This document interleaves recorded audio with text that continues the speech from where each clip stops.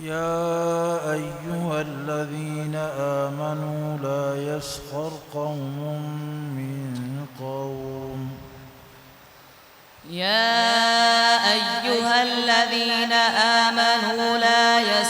قوم من قوم عسى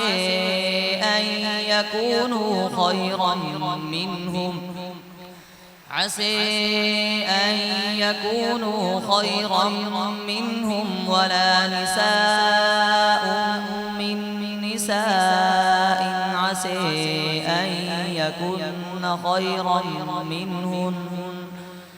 ولا تلمزوا أنفسكم ولا تنابزوا بالألقاب بئس الاسم الفسوق بعد الإيمان ومن لم يتب فأولئك هم الظالمون يا أيها الذين آمنوا اجتنبوا كثيرا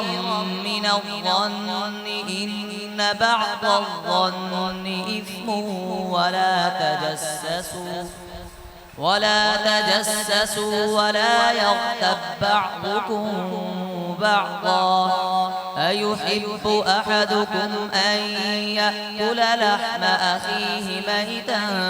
فكرهتموه